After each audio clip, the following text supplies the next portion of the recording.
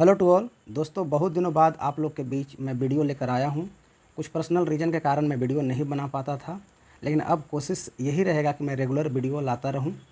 तो दोस्तों, आज का जो ये वीडियो है वो बिहार एसएससी की तरफ से जो नोटिफिकेशन आया है सीजीएल 4 का, बिहार एसएससी सीजीएल 4 का सीजीएल का वैकेंसी निकाला गया है।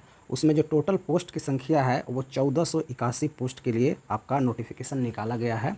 और इसमें सीटों की बढ़ोतरी होने की पूरा संभावना है। जब तक आपका एग्ज़ाम हो नहीं जाता है उससे पहले इसमें और सीटें आपके जुड़ते जाएंगी। तो आपको लगभग ये अप्रोक्स मान के चलिए आपके ये ढाई से करीब 3000 के पास आपका रिक्तियाँ बढ़ने की संभावना है। मतलब टोटल आपका सीट जो है इसमें संभावना है कि 3000 तक चले जाएंगे।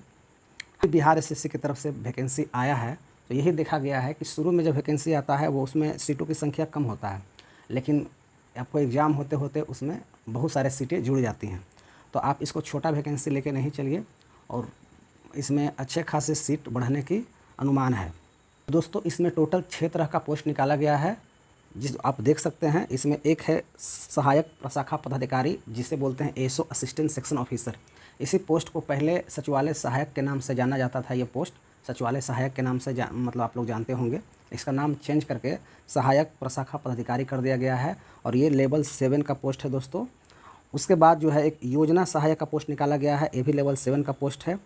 और ये जो है कनीय संख्याकी सहायक, इसका जो है ये भी लेवल 7 का पोस्ट है। और उस एक जो है लेवल 6 का पोस्ट निकाला गया है, डाटा एंट्री ऑपरेटर का, ग्रुप सी लेवल का पोस्ट है ये। और दोस्तों, एक जो पोस्ट है वो अंकेक्षक आया हुआ है, जो कि है वित्त विभाग की तरफ से आया हुआ है। और अंकेक्षक का पोस्ट एक आया हुआ है जो सहकारिता विभाग की तरफ से आया हुआ है। और ये जो है दोस्तों लेवल 5 का पोस्ट होता है। तो दोस्तों, अब देखते हैं कौन इस फॉर्म को भर सकता है। तो दोस्तों, इसमें जो है सहायक प्रशाखा पदाधिकारी और योजना सहायक के लिए जो भी लोग ग्रेजुएट हैं, सिंपल ग्रेजुएट हैं, किसी भी सब्जेक्ट से आपका ग्रेजुएशन हो रखा है, तो आप इस फॉर्म को भर सकते हैं।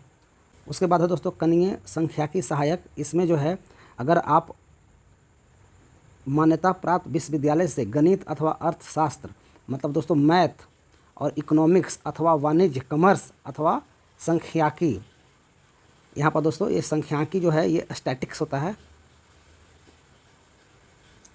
तो दोस्तों आप देख लीजिए, आपको गणित में, अर्थशास्त्र में, मतलब मैथ में, इकोनॉमिक्स में, कॉमर्स में और स्टैटिक्स में अगर आप ग्रेजुएट हैं तो आप इसका फॉर्म भर सकते हैं, कनीय संख्याकी सहायक। इसका आप फॉर्म भर सकते हैं अगर आप इस 4 जो सब्जेक्ट है इसमें आप ग्रेजुएट हैं। इस 4 सब्जेक्ट में आप ग्रेजुएट हैं तो आप फॉर्म भर सकते हैं। आप अच्छे जान लीजिए, आप मगर मैथ है, आपका ग्रेजुएशन में मैथ है, इकोनॉमिक्स है, कॉमर्स है और स्टैटिक्स है।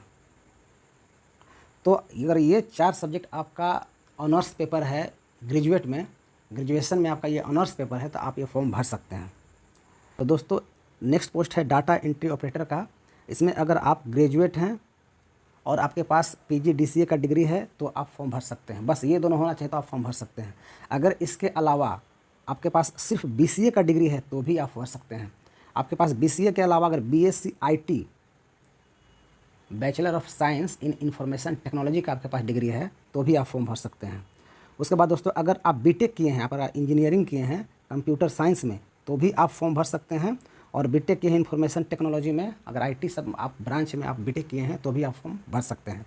तो दोस्तों, आप क्लियर समझ गए कौन कौन यहाँ फॉर्म भर सकता है। उसके बाद है दोस्तों अंकेक्षक, जो है वित्त विभाग की तरफ से जो वैकेंसी आया हुआ है। इसमें दोस्तों अगर आप कॉमर्स हैं, अर्थशास्त्र है आपका सब्जेक्ट, स्टैटिक्स है, संख्याकी, और अगर आपके पास गणित है, ग्रेजुएशन में ये 4 सब्जेक्ट आपका है, आपने पढ़ा है, तो आप ये फॉर्म भर सकते हैं। यहाँ पर देखिए डायरेक्ट लिखा हुआ है कि स्नातक में मुख्य विषय के रूप में होना अनिवार्य नहीं है। मतलब आप ग्रेजुएट हैं, ग्रेजुएशन किए हैं, अगर उसमें आपने ये 4 सब्जेक्ट पढ़ा है तो आप फॉर्म भर सकते हैं। जैसे वाणिज्य है, अर्थशास्त्र है, संख्याकी है और गणित है। अगर ये 4 सब्जेक्ट में से किसी एक सब्जेक्ट भी आपने पढ़ा है ग्रेजुएशन में, 1 साल या 2 साल पढ़ा है, तो आप फॉर्म भर सकते हैं। कोई डाउट नहीं रखिए, आप फॉर्म भर सकते हैं। बीएसओ का जो फॉर्म आया था उसमें सेम यही एजुकेशन क्वालिफिकेशन था। तो सारे जितने भी बीटेक वाले हैं सारे फॉर्म भरे हैं। तो बीटेक वालों को इसमें ज़्यादा कन्फ्यूजन रहता है, तो बीटेक वाले जो भी हैं आप इसमें फॉर्म भर सकते हैं। उसके बाद है दोस्तों अंकेक्षक जो है सहकारिता विभाग की तरफ से जो आया है, इसमें क्लियर लिखा हुआ है कि अगर आप किसी भी मान्यता प्राप्त विश्वविद्यालय से अगर आप ग्रेजुएट हैं गणित के साथ और कॉमर्स के साथ तो ही आप फॉर्म भर सकते हैं। मतलब ये जो सहकारिता विभाग की तरफ से निकला हुआ है, अगर आप गणित के साथ स्नातक हैं और कॉमर्स के साथ अगर स्नातक हैं, दोनों में ऑनर्स पेपर आपका गणित है और ऑनर्स पेपर अगर कॉमर्स है तो ही आप फॉर्म भर सकते हैं। इसके अलावा इसमें कोई भी फॉर्म नहीं भर सकता है। तो दोस्तों ये है एजुकेशन क्वालिफिकेशन, जो उसमें लोगों को बहुत दिक्कत होता है कि हम फॉर्म भर सकते हैं कि नहीं। अब दोस्तों इसका एग्ज़ाम पैटर्न को समझ लें, कब से ये ऑनलाइन होगा सारा देख लेते हैं। तो दोस्तों अब सीटों की संख्या देख लें, किस पोस्ट के लिए कितना सीट आया हुआ है। तो दोस्तों आपका एएसओ के लिए जो सबसे बिहार एसएससी का जो सीजीएल का बिहार एसएससी सीजीएल का जो सबसे क्रीम पोस्ट माना जाता है, जो सबसे अच्छा पोस्ट माना जाता है, वो सहायक प्रशाखा पदाधिकारी होता है। इसका सबसे ज़्यादा पोस्ट निकला हुआ है, 1064 पोस्ट निकला हुआ है। इवन मैं बता दूं दोस्तों, जो बीपीएससी का एग्ज़ाम होता है उसमें अगर एसडीएम और डीएसपी को छोड़ दिया जाए तो उस और जो भी लेवल 9 का पद है उसको सिर्फ छोड़ दिया जाए तो और बाकी जितना पोस्ट है सबसे ज़्यादा बेहतरीन पोस्ट है ये, जिसे एसओ बोलते हैं। सारा जितना भी आपका रेवेन्यू ऑफिसर है, मतलब जितना भी उसके अलावा पोस्ट है, लेवल 7 का, लेवल 8 का, सबसे बेहतरीन पोस्ट आपका ये पोस्ट है। अगर आप बीपीएससी में जॉब नहीं ले पा रहे हैं, रिटर्न आपका अच्छा नहीं है, लिख नहीं पाते हैं, तो ऑब्जेक्टिव एग्ज़ाम इसमें होता है। इसमें आप जॉब लेने की कोशिश, इसका आप तैयारी करने की कोशिश करिए। ये बीपीएससी में जितना भी पोस्ट आता है उससे सबसे बेहतरीन पोस्ट इसमें है। जितना भी कल्याण विभाग में एक बीपीएससी के थ्रू निकलता है वैकेंसी, रेवेन्यू ऑफिसर है, ये सबसे अच्छा पोस्ट ये है। अच्छा इन द सेंस कि आपको लाइफ का स्टेबिलिटी मिलता है, आपको रिलैक्स मिलता है लाइफ में, आप अच्छे से काम कर पाते हैं, छुट्टियां ज़्यादा मिलता है, इस हिसाब से मैं बोल रहा हूँ। जॉब सारे अच्छे होते हैं, लेकिन इसका जो जॉब नेचर है इस सब को सूट करता है। लेकिन कुछ ऐसा जॉब होता है जिसका जॉब नेचर है, जॉब में तो चले जाते हैं लेकिन बाद में सोचते हैं मैं कहाँ आ गया, दिन भर कोसते रहते हैं अपने आप को। तो दोस्तों सिर्फ जॉब लेना ही ज़रूरी नहीं है, जॉब सेटिस्फेक्शन भी ज़रूरी है। तो इसका आप लोग ध्यान ज़रूर रखें।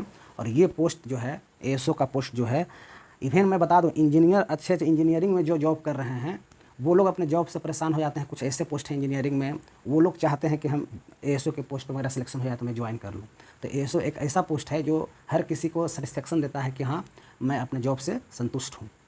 अब वैसे दोस्तों जॉब कोई भी ख़राब नहीं होता है, जॉब सब अच्छा है, लेकिन इसका जॉब प्रोफाइल जो है सबको सूट करता है। तो दोस्तों एएसओ का जो पोस्ट है इसमें टोटल जो पोस्ट की संख्या है 1064 है। और ये दोस्तों आपका रिजर्व, जो महिलाओं के लिए रिजर्व सीट है वो 368 जो है महिलाओं को ये रिजर्व है, वो हॉरिजेंटली है। मतलब इसी सीट में ये सीट निकाला गया है, ये 368 अलग से नहीं है। उसके बाद दोस्तों आप कैटेगरी वाइज अपना सीट देख लीजिएगा। जनरल का सीट है 572 है, जिस एससी का सीट 102 मतलब 102 है। और एसटी का सीट जो है शेड्यूल्ड ट्राइब्स जो है इनके लिए 17 सीट है। ईबीसी के लिए 101 सीट है और बीसी के लिए यहाँ 154 सीट है। उसके बाद दोस्तों अपना कैटेगरी आप देख सकते हैं, यहाँ ईडब्ल्यूएस से 106 है। टोटल अपना अपना कैटेगरी वाइज आप देख सकते हैं कितना ही ईडब्ल्यूएस का दोस्तों ये 106 सीट है रिस्पेक्टली। आप उस तरह से सारा पोस्ट आप देख लीजिए। योजना सहायक का टोटल 88 पोस्ट निकला हुआ है। कनीय संख्याकी सहायक के लिए 5 पोस्ट निकला हुआ है टोटल। डाटा एंट्री ऑपरेटर के लिए 1 सीट निकला हुआ है। अंकेक्षक के लिए जो वित्त विभाग से आया हुआ है उसका 125 सीट निकला हुआ है।